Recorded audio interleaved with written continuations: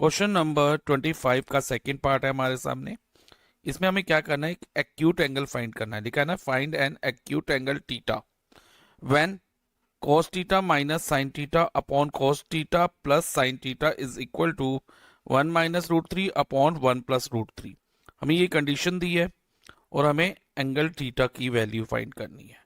तो इस क्वेश्चन को कैसे करेंगे, ध्यान से समझना। इसमें सबसे पहले हम cos थीटा साइन थीटा की वैल्यू लेंगे, जो ट्रिग्नोमेट्रिक रेशियो है उनको यूज करके। जैसे कि फॉर एग्जांपल साइन क्या होता है, perpendicular upon hypotenuse, cos base upon hypotenuse, tan perpendicular upon base. इसको याद रखने का एक तरीका भी है बेटा, मैंने आपको पहले बताया हुआ है, PBP HHP। इसको आप ऐसे याद रख सकते हो, पंडित बद्री प्रसाद हर हर बोले। ओके, ऊपर होता है साइन कॉस tan और नीचे कॉसेक सेक और कॉट। अब ध्यान से समझना, हम कॉस कैसे निकालेंगे। पहले एक राइट ट्रायंगल कंसीडर करेंगे, उसको कुछ भी नेम दे देंगे। लाइक हमने नेम दे दिया इसको ABC, और बी पे हमने 90 डिग्री लिया। 90 की जो अपोजिट वाली साइड होती है ना, it is always consider as hypotenuse, उसको हम हमेशा हाइपोटेन्यूज लेते हैं। और हमने थीटा किसे कंसीडर किया है, एंगल सी को, क्योंकि लिखा है ना एन एक्यूट एंगल थीटा। तो एक्यूट एंगल या तो एंगल ए हो सकता है या एंगल सी, तो ए और सी में से किसी एक को थीटा मान लेना है। तो एंगल सी को हमने थीटा ले लिया। अब थीटा की जो सामने वाली साइड होती है ना, अपोजिट, जैसे थीटा के अपोजिट कौन सी साइड है, ए बी है ना, ये परपेंडिकुलर होगी बच्चा, और बी सी जो होगी बेस होगी। साथ वाली साइड बेस होती है, तो ये ध्यान रखना। हाइपोटेन्यूज ये हो गई, ये परपेंडिकुलर और ये बेस। अब हमें निकालना क्या है, cos थीटा।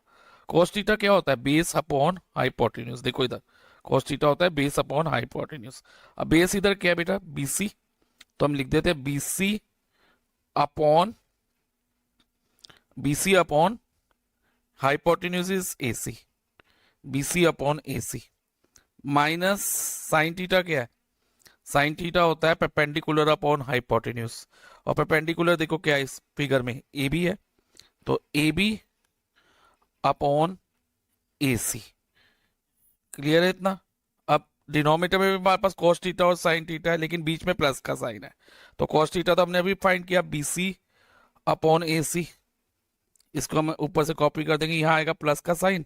और साइन थीटा भी हमने फाइंड किया, AB अपॉन AC। तो AB अपॉन AC हमने यहाँ लिख दिया, और साथ में इसको कॉपी कर दो जो हमें गिवन है, 1 = 1 - √3 अपॉन 1 + √3।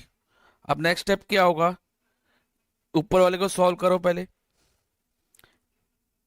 AC हमारा यहाँ आएगा, इसका डिनोमिनेटर सेम है तो AC लिख देंगे। और जब डिनोमिनेटर सेम होता है तो हम नंबर्स को, न्यूमरेटर को एज इट इज माइनस कर देते हैं, BC माइनस AB, या प्लस भी कर देते हैं, जैसे डिनोमिनेटर में प्लस होगा, ध्यान से समझना। तो नीचे इधर आ गया AC, ओके, और इधर होगा BC plus AB is equal to 1 - √3 upon 1 + √3। इतना क्लियर है बेटा। अब आगे ध्यान से सुनो।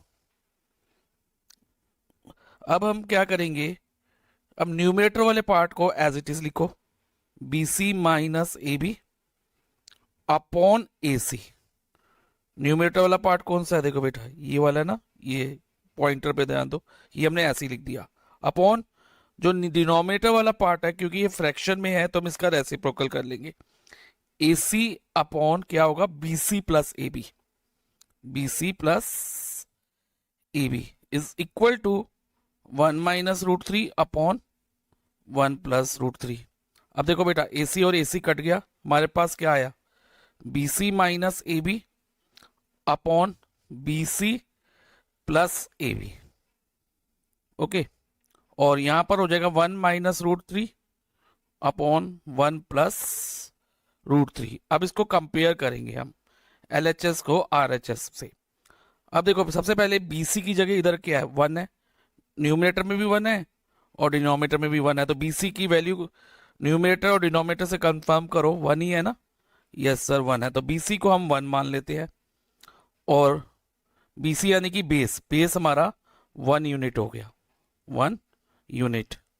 और आगे ध्यान दो, AB, AB को इस अब इधर माइनस का साइन है, ये माइनस का, नीचे प्लस और प्लस है, और ए बी न्यूमरेटर में भी ए बी है, डिनोमिनेटर में भी ए बी है, और इधर ए बी को रूट, ए बी की जगह इधर क्या आ रहा है, √3, और डिनोमिनेटर में भी √3 आ रहा है।